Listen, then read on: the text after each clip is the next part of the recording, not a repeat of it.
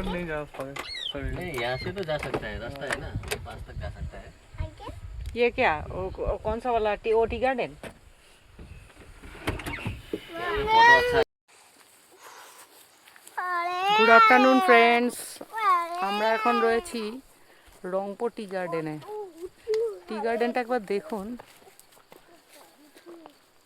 এটা হলো সেই চা বাগানটা, একবার দেখুন। কি সুন্দর গন্ধ গাইস, একবার দেখো, সুন্দর গন্ধ অনেক। খুব সুন্দর গন্ধ। এটা হলুদ হলুদ গন্ধ ছাড়ছে চায়ের বাগান থেকে, কেন জানি না। এখানে একটা শানু আবার টগর ফুলের গাছ খুঁজে পেয়েছে। এই তো, এই যে সেই টগর ফুলটা। তো এটা শিবখোলা থেকে কার্শিয়ং যাওয়ার পথে পড়বে, ঠিক আছে?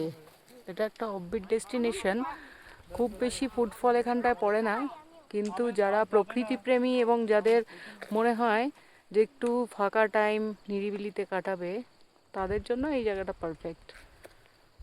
কারণ শহরের কোলাহল মুক্ত একটা সুন্দর পরিবেশ এখানে। যদিও আজকে এখানে ওয়েদারটা ঠিক নেই, প্রচণ্ডই ফগি, কিন্তু এত নিস্তব্ধতা আর এত একটা প্রাকৃতিক, মানে কি বলবো, একটা বৃষ্টির আগের মুহূর্তের যে একটা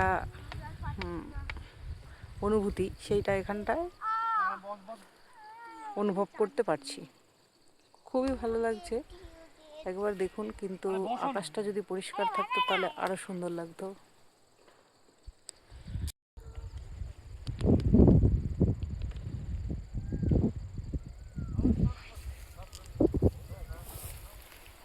খুবই সুন্দর পরিবেশ, শান্ত, নিস্তব্ধ, এবং বৃষ্টির আগের মুহূর্তটা ঠিক যেরকম হয় সেরকমই। কারণ আজকে এখানে পুরো ফগি ওয়েদার এবং বৃষ্টি হবে হবে করছে।